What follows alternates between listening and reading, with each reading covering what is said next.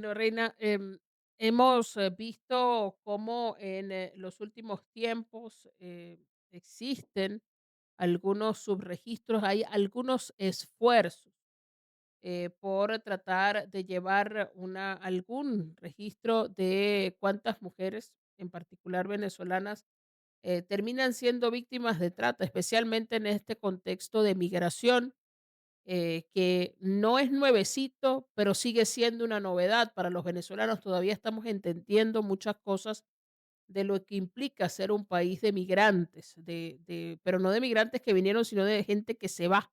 Un país en el que la gente empieza a pensar que debe buscar oportunidades en otras partes, más allá de lo que sean cifras oficiales. Hay algunos registros que estiman que estamos hablando de más o menos el 30% de nuestra población que ha estado en movilidad en los últimos 20 años, en los cálculos que se hacen por registros de ACNUR, por registros de trámites y de legalización en otros países que incluyen a la nacionalidad venezolana, etcétera. En ese contexto, ¿cómo mirar, cómo aparecen especialmente las mujeres en el tema de trata de personas? Bueno, es importante entender que durante este tiempo se ha hablado de una feminización de la trata. ¿Por qué? Porque el 61%, de acuerdo a la Oficina de Naciones Unidas, que registra o que lleva esta estadística, refiere que el 61% de las víctimas identificadas a nivel mundial, es decir, aquellas que son rescatadas, son mujeres y niñas. Entonces podemos hablar de que ha existido y está existiendo una feminización de la trata porque hay más víctimas que son mujeres y niñas. Ahora, esto no quiere decir que los hombres y otras personas no sean o no estén en riesgo de situación de trata. Es importante entender los tipos de movilidad humana que podemos llegar a tener.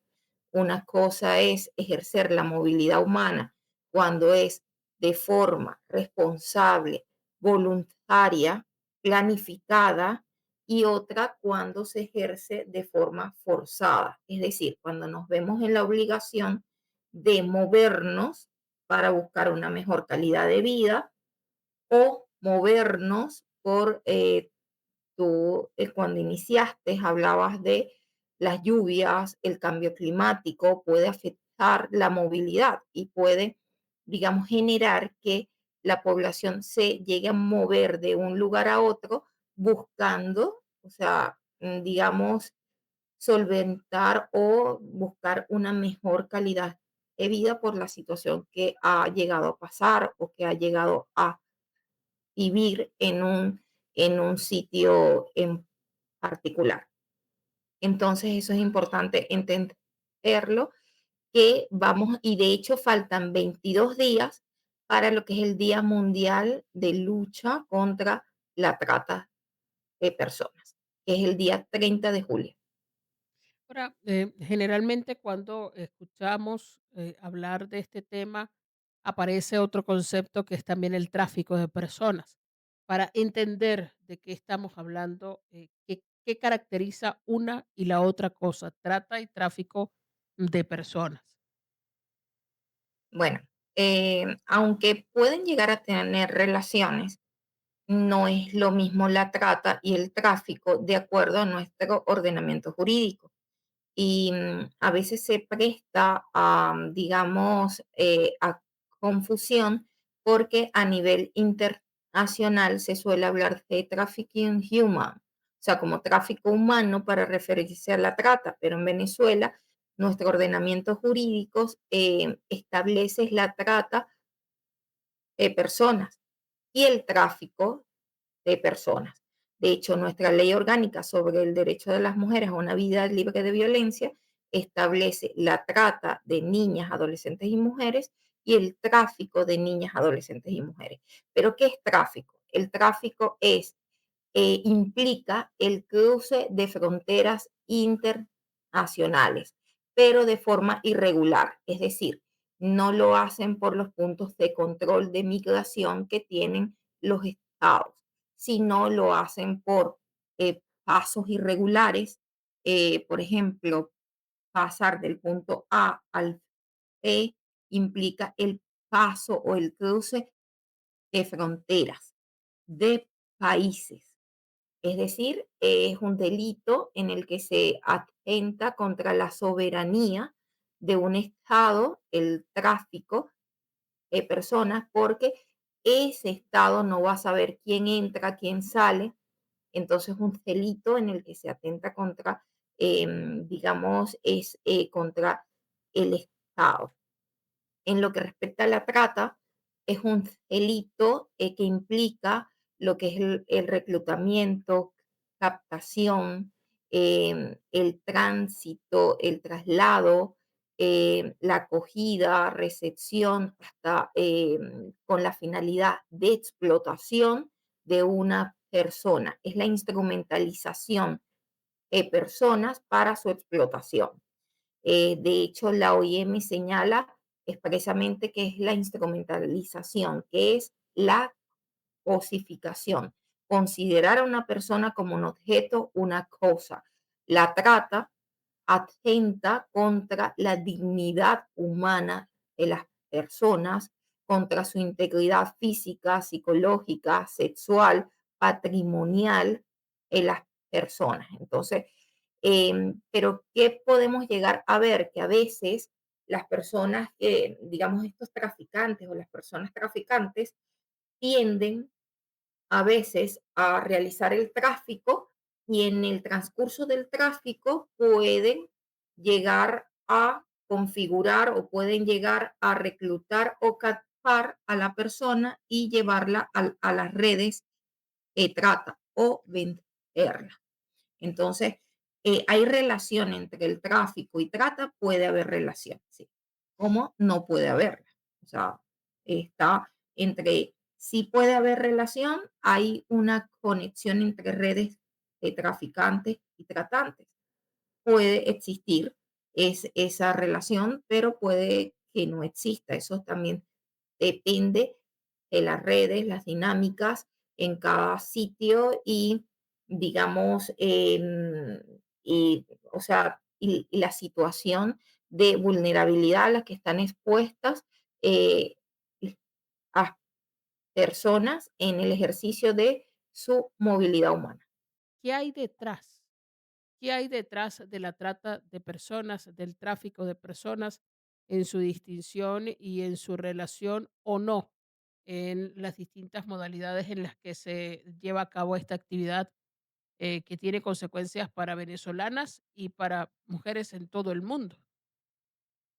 Bueno, que estas detrás existen redes articuladas, organizadas, que se aprovechan o se benefician, explotan a las personas, las instrumentalizan, las convierten en objetos, y porque estos delitos generan, generan muchos beneficios económicos.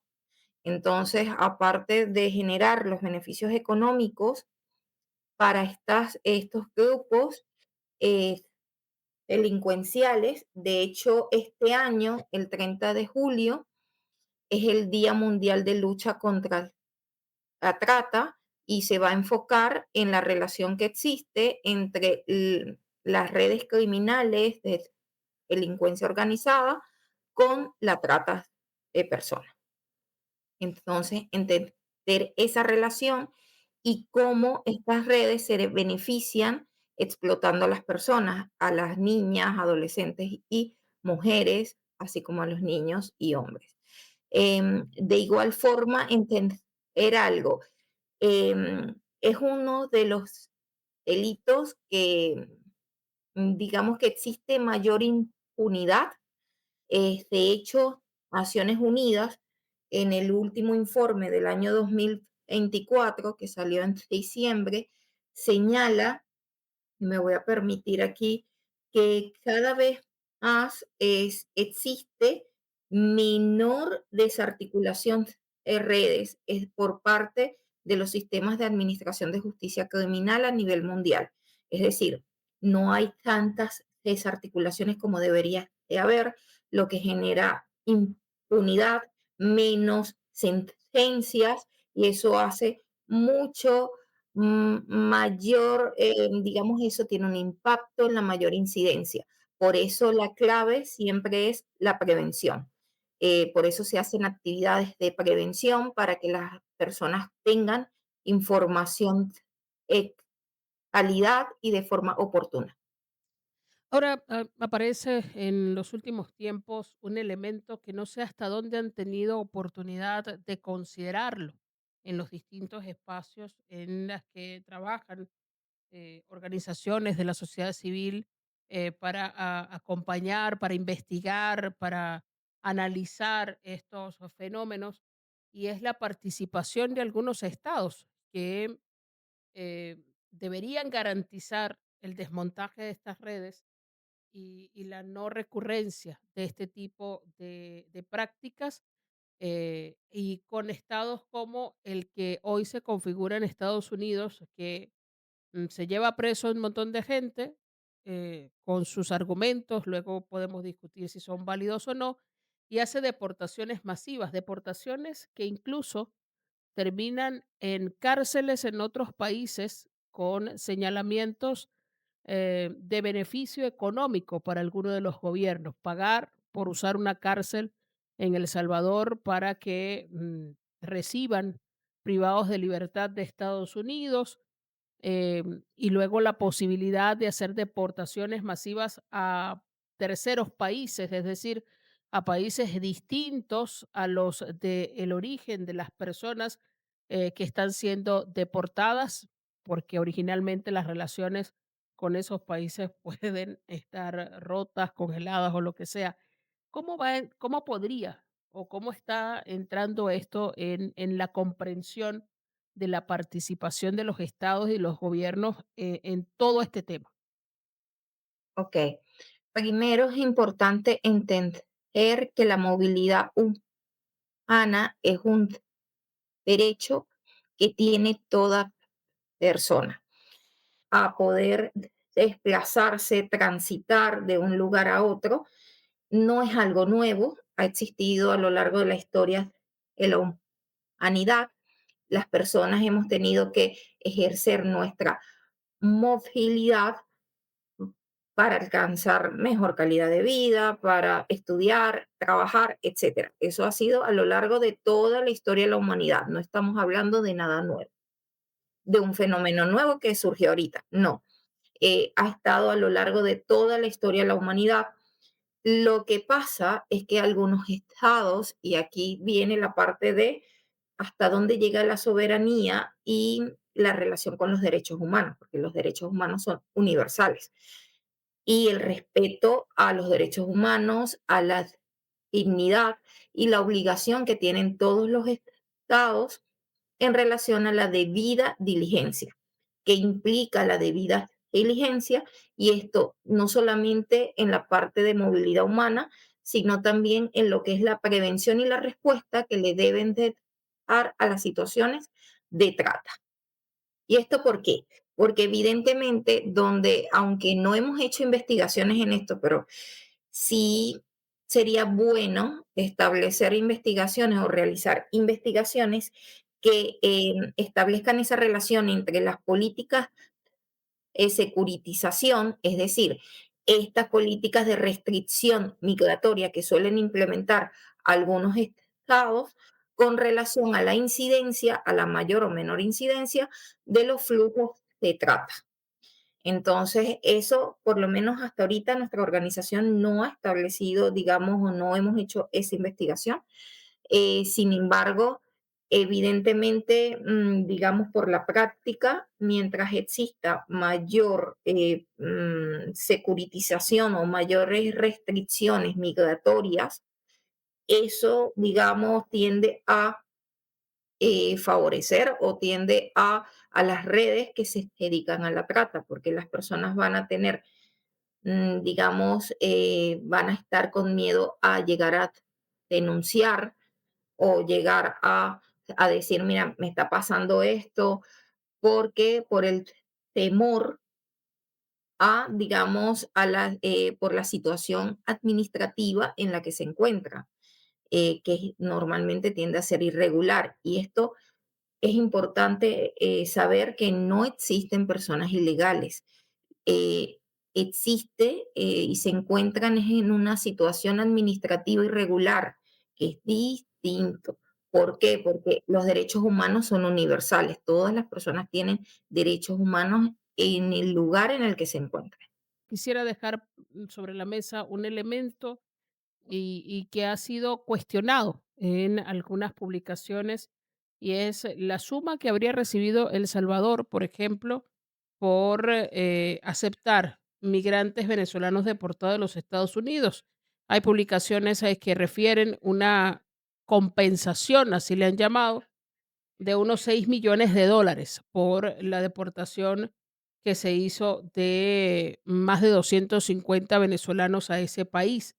Y es poder distinguir entre los beneficios económicos que puede tener un gobierno que presta sus servicios, por decirlo de este modo, de tener a una gente detenida con todos los cuestionamientos que hay sobre el debido proceso, sobre la violación de derechos humanos. En este caso son venezolanos, pero podrían ser de otras nacionalidades por tenerlos en una cárcel. Estados Unidos le llama compensación a la suma de dinero que involucra esta decisión de llevar más de 250 personas a una cárcel en otro país, una cárcel además de máxima seguridad, que es, por cierto, un asunto que ha evaluado Francia en algún momento o que otros países han conversado en Europa, y hay denuncias incluso de redes de cárceles clandestinas en algunos países de África para tratar el tema de migraciones en el viejo continente. ¿Qué distingue esto cuando involucra estados y gobiernos de otras prácticas que se entienden que son para el beneficio económico de unos particulares a costa de los derechos de unos grupos de personas? Eh, bueno, es importante precisar primero de que los estados tienen responsabilidad en lo que respecta a la garantía de los derechos humanos de todas las personas que están en sus territorios, al respeto, y esto implica el respeto a la dignidad humana. En lo que respecta a digamos, a la nueva política migratoria, si se puede llamar así, pero entiendo que también hay personas que tenían sus estatus y entiendo que hay personas que ya han iniciado o incoado acciones desde el territorio de los Estados Unidos. Entonces es importante allí esperar también el pronunciamiento, porque esos pronunciamientos van a ser importantes porque crearían precedentes para otras personas de las que están en la misma situación. Entonces, digamos, allí es importante entender las obligaciones que tienen los estados con respecto a la garantía de los derechos humanos, a la debida diligencia y no a la instrumentalización o cosificación de las personas. Ahora bien, quisiera con esto precisar que ahorita lo que podemos estar haciendo es la sistematización, es decir, digamos, hay organizaciones que ya lo han estado adelantando y hay acciones que se han ejecutado en Ecuador desde el territorio de estos estados que son importantes para luego sentar precedentes que van a servir a otras personas. Estamos conversando o hemos conversado esta mañana con Reina Valls Villafranco. Repito, ella es directora ejecutiva de la Asociación Civil Éxodo, acompañándonos esta mañana. Reina, en medio del contexto en el que vivimos, en el que pareciese que la tendencia es que algunas personas siguen sopesando su posibilidad de ver más allá de nuestras fronteras una oportunidad de vida, así como otros están pensando en regresar a nuestro país. Tu recomendación final en general a quienes nos están escuchando y nos están viendo a esta hora, viendo pues lo difícil y los riesgos de los que hemos conversado esta mañana. Ok.